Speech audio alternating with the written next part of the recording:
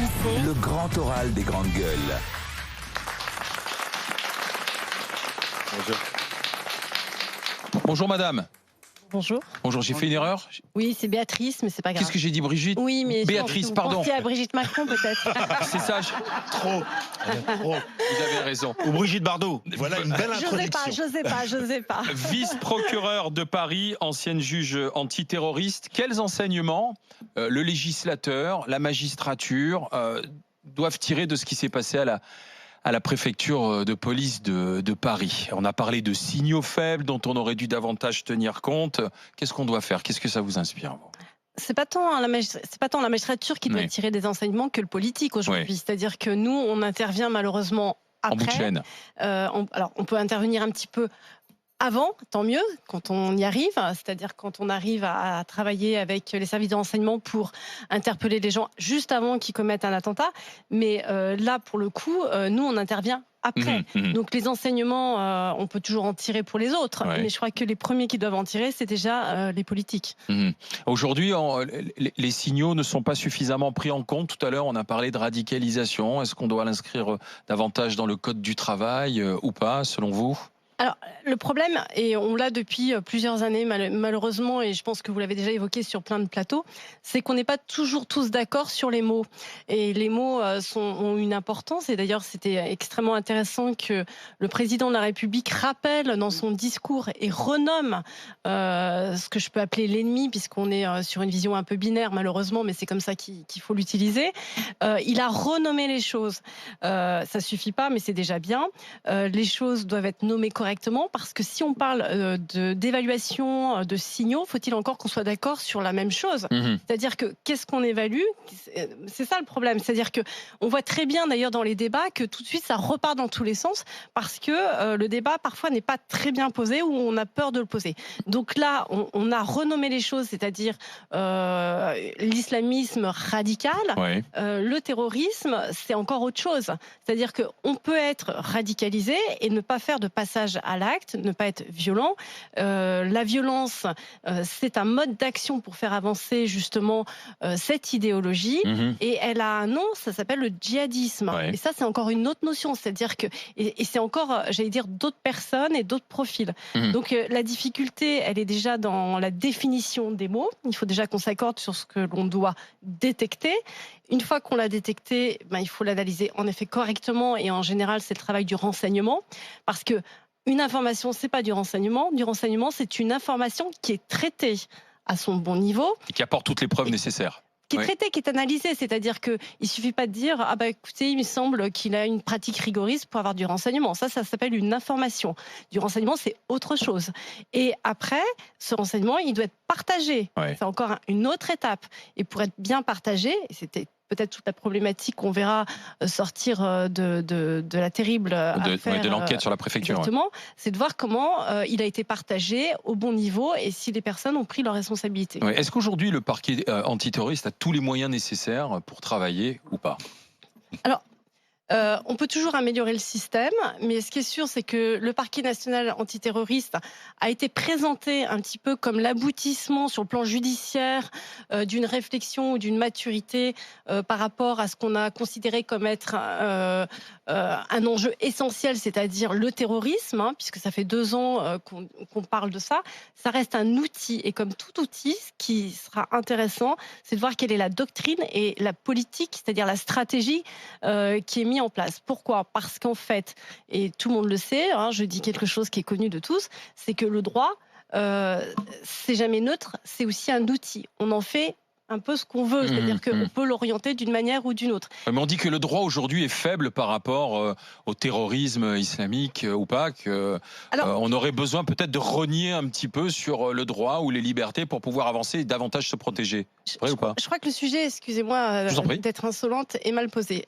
C'est-à-dire que c'est pas que le droit est faible, c'est l'usage qu'on en fait. C'est-à-dire que on l'a vu d'ailleurs dans l'audition du ministre de l'Intérieur, c'est-à-dire que on a un arsenal qui est plutôt assez complet. Qu'est-ce qu'on en fait? Est-ce qu'on l'utilise? Est-ce qu'on va jusqu'au bout? D'ailleurs, c'est ça qui serait intéressant, c'est que la société civile et que tout le monde s'empare de ce sujet, y compris vous, les journalistes, c'est de passer au crible la réalité l'efficacité, en J'ai une fait, question. et l'efficacité des mesures. Par exemple, quand vous entendez le président dire appeler à la société de vigilance, de regarder, est-ce que vous dites non, attention, danger, ou il a raison, ça va en complément de tout l'arsenal qui existe déjà. et autres, ou pas? Et la société de vigilance, enfin, à la fois, on peut pas être contre, et à la fois, c'est un concept, c'est-à-dire que Ouais. vigilance de quoi et Mm. vigilance par qui, et vigilance pour quoi faire. C'est-à-dire que si mon voisin trouve que je ne corresponds pas à ce que lui imagine être quelqu'un de bien et qui va me dénoncer. Rassurez-vous, ça n'est pas le cas. Non, mais je veux dire, il aura Ouais, peut-être ça raison, pouvait. il aura peut-être raison ou tort, mais il va le dénoncer à qui, pourquoi faire, comment. C'est-à-dire que voilà, c'est Comment un... être traité ça? Non, mais c'est un ça- concept, c'est Mais très c'est- bien. mais Mais... dans moi, je voulais vous Zora Bitton. Ouais. Pardon. Ouais, Zora. Là, vous avez soulevé un point très important. Vous dites l'arsenal juridique est complet. Non, il peut être amélioré. Je veux dire, D'accord, il est déjà mais pas en mal. tous les on cas, va il dire. est pas mal et il permet en tout cas de peut-être d'être un peu plus performant pour éviter un certain nombre d'actes qu'on a connus.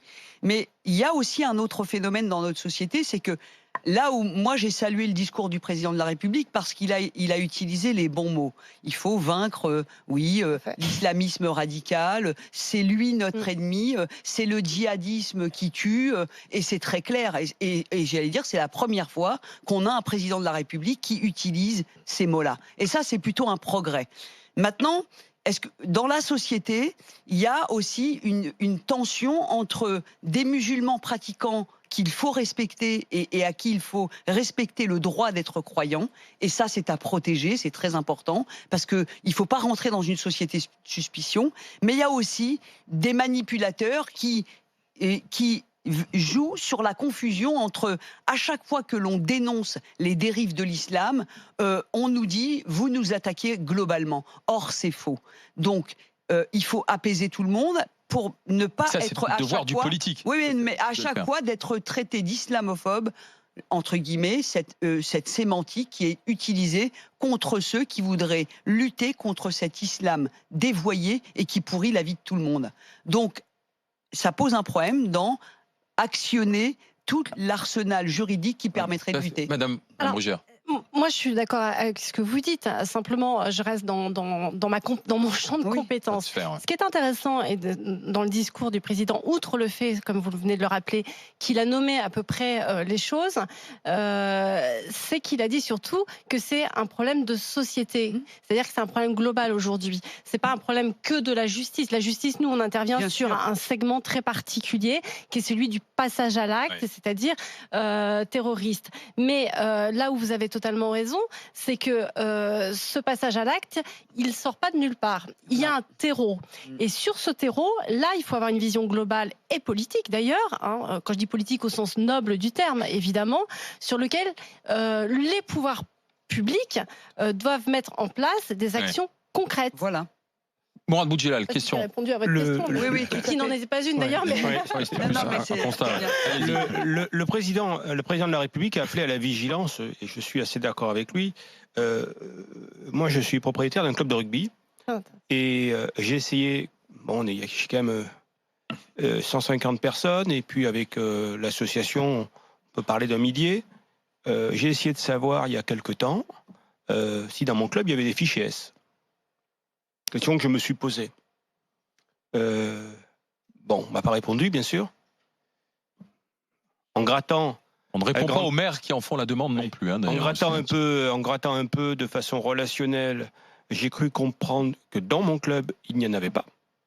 Mais j'ai cru comprendre aussi que dans d'autres clubs, il pouvait y en avoir. Trouvez-vous normal aujourd'hui qu'un chef d'entreprise ne soit pas informé, non, puisqu'on nous parle de vigilance? Ça ne veut pas dire qu'on va les licencier, ça ne veut pas dire qu'on va les virer, mais ça veut dire que simplement, il y aura des personnes sur qui on aura peut-être un peu plus de vigilance que d'autres. On sera un peu plus...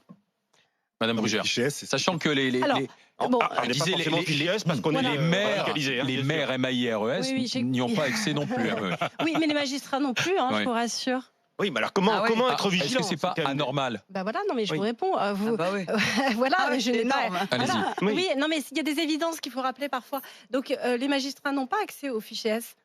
Ouais, mais c'est pas normal. Non mais voilà, bon. Ouais, mais c'est pas normal. Ce que je veux dire par là, c'est que c'est un. Alors, Vous avez, oui, Attendez, laissez répondre Madame Brugère. alors j'explique. Bon, les fichiers, c'est le débat maintenant Oui, récurrent à chaque fois qu'il y a. Il va falloir qu'on le renomme autrement ce fichier parce que très clairement, c'est un outil de renseignement pour les services de police. Bon. Donc, si vous donnez vos outils de renseignement à tout le monde, vous n'avez plus le monopole de l'outil et donc ça ne sert pas à grand-chose. Mais la problématique, c'est celle de l'information. Qu'on l'appelle fichier S ou autre, c'est comment je détecte quelqu'un qui potentiellement peut être dangereux, sachant qu'en plus, en ce qui concerne le sport, c'est un secteur d'activité qui a été investi par les islamistes radicaux qui ont un projet justement de recrutement. On le sait depuis maintenant une dizaine d'années. Oui, enfin, c'était un angle mort, hein, et ça le reste encore, puisque maintenant, il y a un problème d'agrément. Les préfectures, oui, il suffit d'être affilié à une fédération pour avoir l'agrément, alors qu'en fait, la préfecture ne joue plus ce rôle de contrôle. Donc, il faudrait peut-être, pour vous répondre, réintégrer le rôle de la préfecture qui, elle, a un contrôle et peut donner à ce moment-là une information, éventuellement sous une autre forme que le fichier S, et réintégrer les pouvoirs publics dans ce contrôle. À mon avis, il y a urgence. Et d'ailleurs, c'est une des préconisations du rapport qui a été déposé au mois de juin par les 2 députés sur la radicalisation dans toute la société, parce qu'en fait, il faut avoir une vision globale du problème. Il y a des secteurs qui sont plus ou moins touchés de longue date, l'éducation, les transports, le sport, on le sait, puisqu'en fait, l'État islamique incite les jeunes à aller se former au sport de combat. Donc c'est très ciblé en fait. Il suffit de les lire d'ailleurs. Il faut ça tombe pas non plus. On a toujours l'impression qu'on découvre tout, mais en fait on découvre rien. Les rapports sont sur la table. Maintenant on le lit parce qu'il y a un attentat. Ouais. David Dickens, question rapide. Vous êtes arrivé au syndicalisme un petit peu par hasard. En fait, vous avez fait un recours au Conseil d'État pour une évaluation que vous trouviez injuste et vous avez été aidé par une amie syndicaliste, si j'ai bien compris, c'est par ce biais-là que vous êtes rentré. En 2017, vous disiez que la justice était inefficace, parce qu'elle s'inscrivait dans une filiation napoléonienne. J'ai vu les images. C'était pas un écrit, je vous ai vu prononcer ces mots. Donc vous disiez que la justice était inefficace parce qu'elle s'inscrivait dans un héritage napoléonien, militaire, qu'il fallait oser la réforme en dehors du cadre prédéfini. Et qu'on avait tort de penser la réforme dans le cadre. Vous disiez ça en 2017. Aujourd'hui, est-ce que vous avez évolué sur cette question? Est-ce que vous pensez que votre syndicalisme, votre action au sein de FO vous a permis de faire évoluer la justice? De faire évoluer ces latitudes-là? Alors, bon, je ne suis pas rentrée dans le syndicalisme pour la raison que vous avez vraiment évoquée, mais peu importe, ça n'a pas beaucoup d'intérêt pour ceux qui nous écoutent. Non, mais c'est vous qui l'évoquez. Ce qui est intéressant, c'est que notre syndicat est réformiste, totalement. C'est quoi réformer la justice alors réformiste dans le sens qu'on n'a pas peur de l'autocritique, on n'a pas peur de la remise en question en interne de notre système. Y compris des juges, parce que les juges sont intouchables, c'est ce qu'on dit aujourd'hui. C'est un syndicat corporatiste et un syndicat politisé. Nous, on n'est pas politisé, justement. On fait en sorte de ne pas avoir de prise de position politique ou politicienne, pour être plus clair. Et on n'a pas peur de dire, quand ça ne fonctionne pas, il faut changer les choses.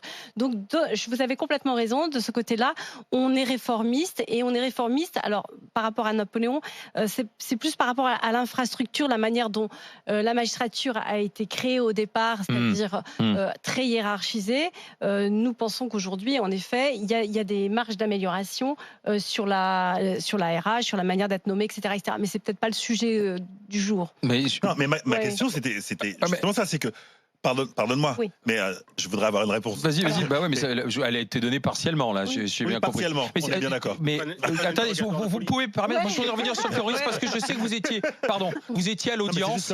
Vous étiez à l'audience de la cour d'assises spéciale où était jugé le commando de femmes qui avait essayé de faire sauter une voiture à côté de Notre-Dame. C'était des jeunes filles. Ça a raté heureusement. Elles ont pris 30 ans. Non, c'est les réquisitoires. 30 ans, mais c'est monté jusqu'à 30 ans, de 25 à 30 ans, je crois, dans le réquisitoire. Elles n'ont rien regretté. À la barre, on avait des jeunes filles qui étaient extrémistes jusqu'au boutiste. Quels enseignements vous avez tirés de ce procès aussi? face à ce commando de femmes? Alors, moi, j'ai pas suivi tout le procès. Je suis venue simplement hier pour les réquisitions et pour voilà. Donc, j'ai pu prendre juste un peu la mesure.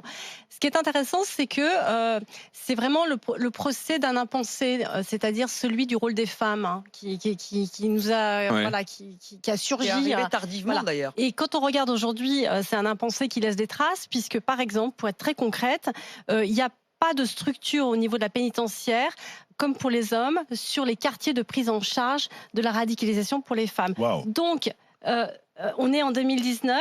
Je crois que les faits, si je ne me trompe pas, ont à peu 2016. près 3 ans. Septembre 2016. Alors, je dis pas qu'il n'y a rien, c'est pas ça que je veux dire. Je veux dire, il y a pas. Vous voyez, on est encore dans une forme de tâtonnement. Or, aujourd'hui, les femmes, c'est presque 10% de la population des dossiers terroristes, et elles ont une motivation parfois supérieure. D'ailleurs, c'est assez étonnant.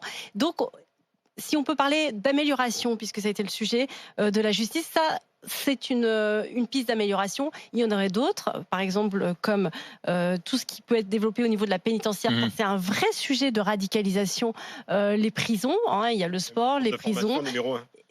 Et je pense que ce sujet n'a pas encore été pris à la mesure de ce que ça représente. Et ça c'est un enjeu pour demain. Merci Madame Brugère d'être passée par les GG. On se retrouve lundi. Zora Vitan, Anas Kazib, Laurence Fournier. Et lundi, on parlera des impôts avec une fiscaliste. Elle vient de sortir un livre qui s'appelle Impômania, l'absurdité fiscale française. Tu écouteras attentivement, mon cher Morad. On peut faire un gros coucou à Olivier et lui dire qu'on l'aime. Ce sera transmis. On se retrouve lundi. Passez un bon week-end et rendez-vous à 9h. RMC, les grandes gueules.